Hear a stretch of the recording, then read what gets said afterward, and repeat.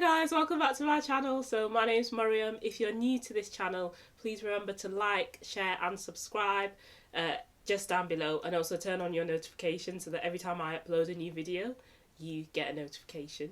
So today I'm back with Mevish and we are going to film quite an interesting video. I've not really told you what the video is about. You haven't, no. So actually I'm going to get my phone out because I was on Google and Okay. So Grazia magazine have released some questions on questions you've always wanted to ask your doctor. So I thought it would be really interesting with two junior doctors to answer some of those questions and tell you what our thoughts are. Are you ready? Sounds fun, yeah. So I'll ask you. So if I keep looking at my phone, it's because I'm looking at that. Okay. So the first, some of them are X-rated, so... Okay. So the first question is, do you ever Google? Do you ever Google any symptoms or things that people present with that you don't really understand? The honest answer is, yeah, I do.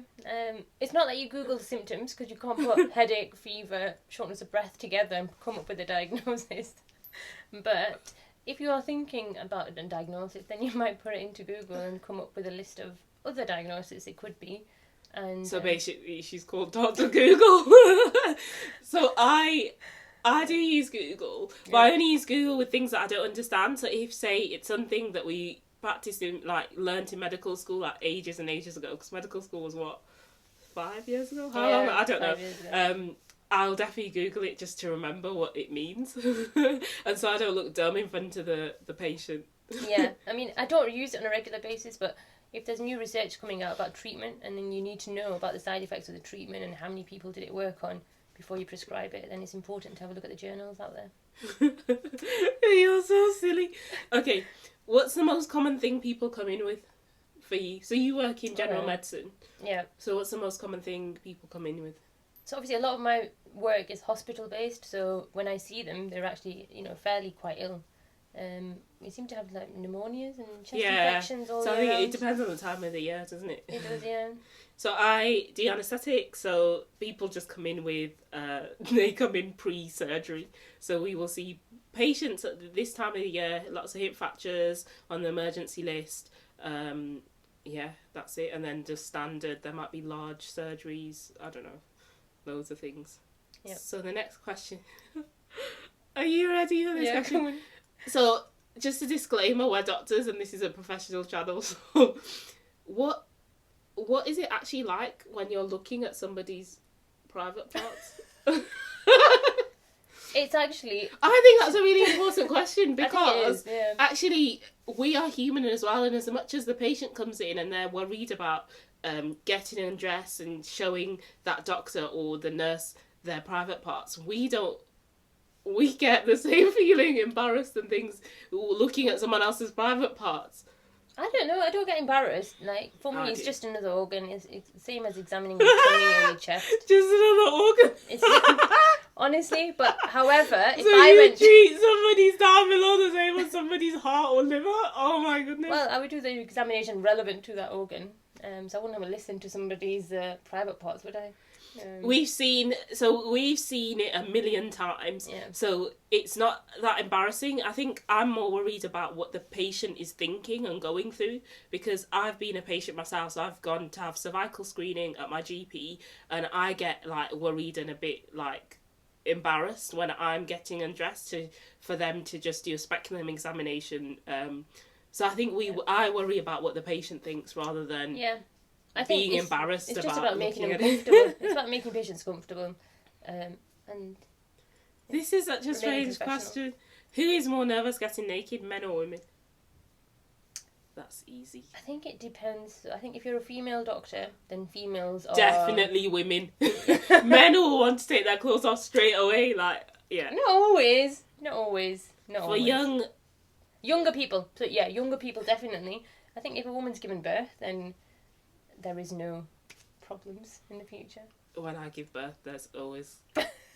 You can't just be looking at You're going to all of my maintain your body. dignity. Exactly. Fine. Okay, so are patients ever really mean to you?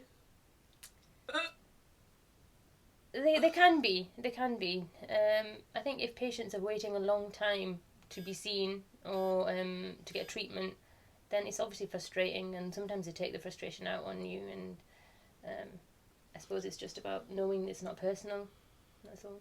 I guess I've had patients that are mean in terms of, I don't think it's directed at me. I think they're mean because they've been waiting a long time for their operation, or we've come to see them to do a pre-surgery, like an anaesthetic chart. So we see them pre-op, and then they expect that their surgery straight away, and then actually they wait hours or even days before their operation. So before they see you again, they get quite, I don't know, aggravated or irritated that they've been waiting for so long, especially in emergency surgeries. So yeah, frustration is part and of it's just to remember that NHS is under lots of pressure. There's only so much we can do at a time, and we are trying our best all the time, so there's lots of pressures. So, can you watch medical dramas, or do they drive you mad? They drive me crazy. I cannot watch them. I love watching medical dramas. When I was a medical student, I loved it. Grey's Anatomy, House. Now that I'm a doctor and I see how inaccurate it is, I'm frustrated. Holby City and Casualty. No way. No, you need to watch the good ones. So I watched 24 Hours in A&E. Love that. There was the programme on The Hospital, and they've done it 2 series, one in Nottingham, one in Liverpool, and I love that. I just, anything medical. I watch what's that GP one? GP behind closed doors. GP behind closed doors. Yeah. Love. Anyway, I don't know. I think I live and breathe medicine. After you finish work, I think it's time to switch off. Never. Do you get upset when people die? I do. I still do. It was obviously, it's really hard right at the beginning. It gets easier. It definitely gets easier, but I still get upset. I think I used to get really upset, but now I still get upset, but then it's just not as much. I feel that it's something that is going to happen to everyone, so I don't know. I just feel like sometimes I just might expect it a bit more. I think you become desensitised to it. Yeah, exactly.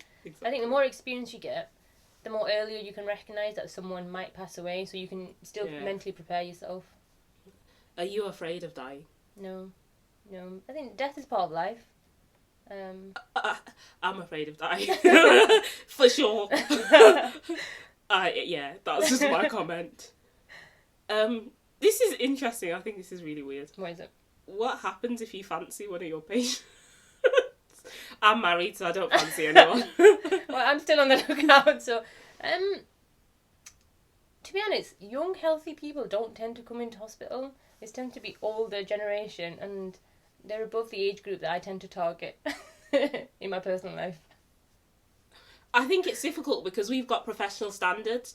So even you basically cannot, no matter what, go into any sort of relationship with your patient at all. So until their treatment has completed. Yeah.